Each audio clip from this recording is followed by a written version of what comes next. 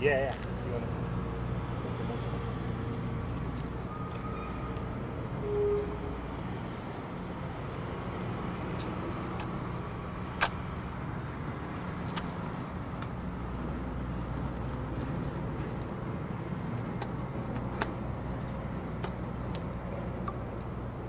I believe we're up already. Yeah, it's a zipper. Yeah, thank you. Sorry. Good. 1, 2, 3, 4, 5.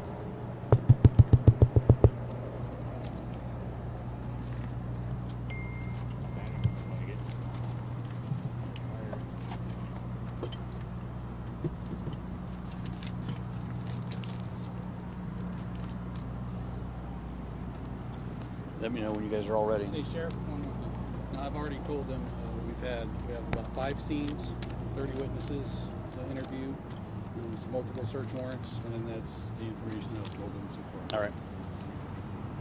You guys ready? Everybody ready? Yeah. They're Go ahead. about 5:20 this afternoon. Deputies responded to a business across the street, a trucking business on Manuel Street, to shots fired. When they got there, they found what they learned was a husband and wife showed up at the trucking business and confronted a male subject at the business. The husband shot and killed the victim at the trucking business. Another subject showed up. He fired around at him and then chased him around to in front of Bear Mountain Sports, where he shot him and killed him. Suspect then left the area and went over on Breckenridge Road, where he went to a residence and confronted 2 more people, where he shot both of them. He then went around to Fillmore Street, where he hijacked a vehicle with a woman and a child in it. They were able to escape. He took that vehicle and drove to Edison Highway, where a deputy saw him. He saw the deputy, pulled into a lot where the deputy confronted him with a firearm, and the suspect put the gun to his chest and killed himself. So what we know right now is that we have 6 people dead, 5 victims and 1 suspect. The reason for this, we're right at the beginning of the stages of this investigation. Obviously, there's some type of situation that caused the husband to be extremely upset, and when we know what that reason is for sure, we'll be happy to share it with you. But right now we have 5 dead, or 6 dead, 5 victims, and 1 suspect. Sheriff, a lot of Any firearms recovered? I'm sorry? Any firearms recovered on any? There will be firearms recovered, yes. Sheriff, a lot of moving parts. Can Yes. you go through that timeline just one more time and really? Well, it happened rather quickly, of course. When the suspect went to the trucking business with his wife, together they went there and confronted another male subject. And at that time, the suspect, the husband, shot the person at the trucking company and then turned and shot his wife. And then a third male subject showed up and he fired at him and chased him around to Bear Mountain Sports, where he shot him and killed him. Then he went over to Breckenridge Road, went to another residence, confronted 2 people there, shot both of them. They both died. Then carjacked a vehicle with a woman and a child in it. A deputy found him on Edison Highway driving. He saw the deputy and pulled into a lot where the deputy confronted him with the firearm, and the suspect killed himself. Did the deputy fire his firearm? Not that I know of.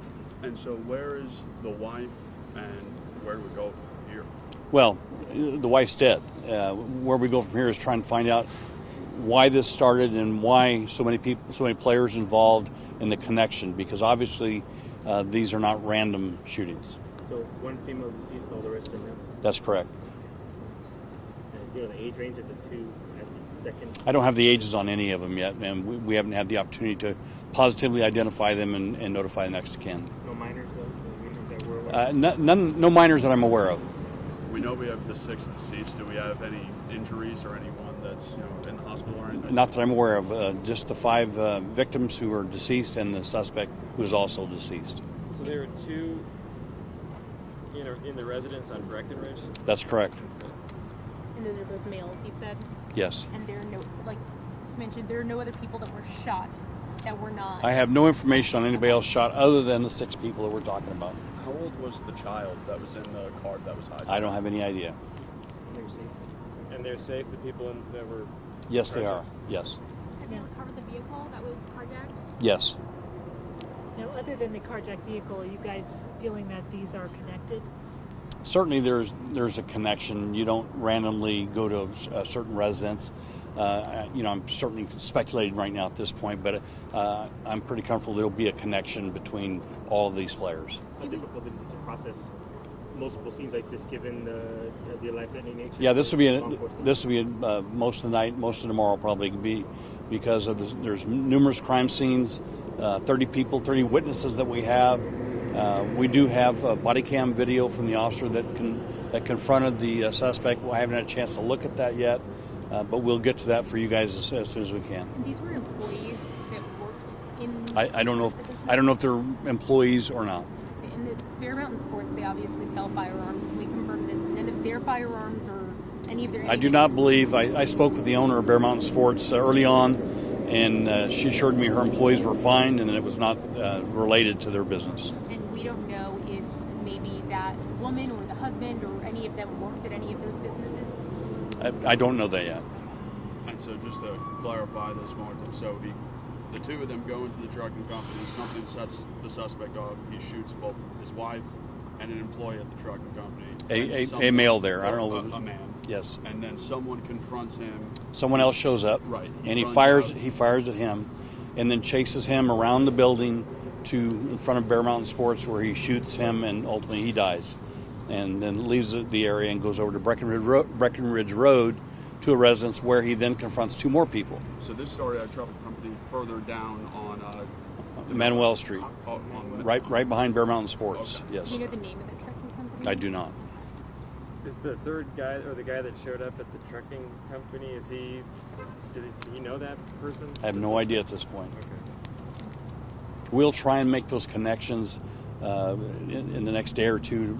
For who knew who, and if there were any victims that were not part of this that just happened to be in the wrong place at the wrong time. I don't know that yet. This has got to be an incredibly difficult investigation going forward, correct? Yeah, this was all hands on deck. People were called out from just about every division in the organization as we learned the seriousness and the numbers. This is highly unusual to have 6 people shot and killed in one incident. From the first person from when that husband and wife arrived at that business and from the moment that the suspect shot and killed himself, how much time went by? I think it was a very short period of time, maybe 10-15 minutes. And the gunny handgun, shotgun, rifle, Right now, I know of a handgun. I don't know if there's more involved. Anything else? How many weapons? I only know of one right now. We'll keep you updated with further information. We'll probably have a follow-up press conference tomorrow where we'll be able to probably give you more information. And also, there was a Kern County fire with you guys, or any other agencies responding? Oh, I'm sure that fire responded. It would be a medical aid call. I'm sure that they did, yes. Very last question for you, Sheriff. When was the last time this department's had to handle anything remotely close to this? We had the Robert Courtney case a few years ago. That was really an enormous case, but not that many people were shot and killed. This is 6 people lost their lives in a very short period of time. This is highly unusual. This would be considered, technically speaking, a mass shooting? Yeah, absolutely. Do we know if he died at the scene? I'm sorry? Do we know if the suspect died at the scene? I believe that he did. The female was transported and she died either en route or at the hospital. The husband. Yeah, I don't know. We see things like this happen in other parts of the country. I mean, it's happening here in Kern County now. Yeah, this is the new normal. If you look across this country, these type of shootings, and this is really tough for us because we're in the middle of a fiscal emergency where we have a limited number of personnel, and this required a call out of a lot of people to be out all night to work on this case because there's so many different fingers to this investigation. I mean, 30 people to be interviewed at least that we know of that are witnesses, and then the different crime scenes. Each one has to be worked and it's meticulous, so that we get the story straight at the end, and we know we have a true scenario of what really occurred. All we know is what I've told you right now. Would you say it was most of your department that responded to this? I can tell you units from just about every division. Yes. Any other briefing before that began this evening? I don't think I think it's so massive that we won't have anything more until tomorrow. Give us a chance tonight to put the pieces together, and hopefully by tomorrow middle of the afternoon we'll have something to share with you. Okay. Sure. Thank you, Sheriff. All right.